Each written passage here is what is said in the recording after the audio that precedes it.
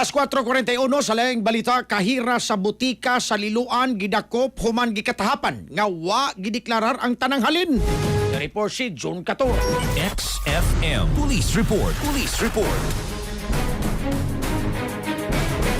Yes, di pa nakot kini usa ka 21 anyos nga dalaga usa ka cashier diniga usa ka butika human kini citizens arrest sa iyang operation manager tungod sa giingog nga pagpanghilabot sa sales report ug wa pagdeklarar sa eksaktong halin sa usa ka pharmacy kagidihang kadlawon alas 12:20 Agosto 13 dito ni sa barangay Tayud lungsod sa Liloan, Cebu. Kini suspect giilang si Shaira May Glinogo Pasigay 21 anyos dalaga sa ka senior high school graduate ug usa ka cashier sa buong butika residente ni sa may sitio Kapulay, Barangay Tayud, Liloan. Base sa report sa Liloan Municipal Police Station nga mag-alas 10:15 sa gabi dihang giingog nasakpan mismo sa operation manager kini si manager nila nga si Imer 48 anyos ang kining suspect nasakpan nga samtang nagduma sa cash sales report. Matod pa ni Imer nga kanunay kuno niyang gimonitor kini nga mga sales transaction ni Pasigay tungod sa mga nangaging discrepancy kuno matod pa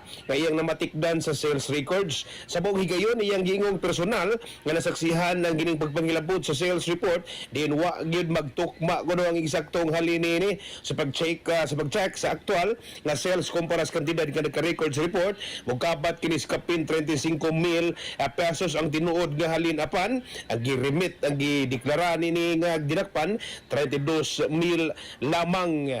Nagpasabot kini nga kuwangan og matod pa 3,500 pesos nga wa madeklara nini dinakpan. Sa dihang ikompronta sa manager kining suspect giingon nga giuli gipagawas kining 3,500 ni Pasigay ug gihatag ngadto sa manager. Matod mas complainant nga di kuno kini unang higayon nga nagamatikod siya sa mga discrepancy sa sales records nga ginuma ni ning suspect hinungdan nga mas gipahugot niya ang pagmonitor sa mga transaksyon. Human sa mga insidente gihimo ni Imer ang citizens arrest kag Pasigay ug iya kining turnover ngadto sa kapulisan sa lungsod sa Liloan mga alas 12:20 na kaganihang kadlawon Agosto 13.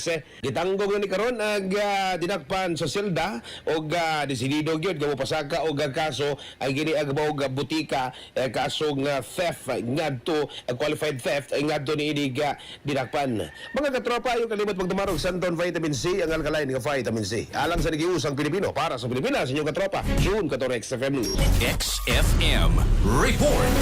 Santon Plus Gold, mapalit sa mga butika sa inyong lugar.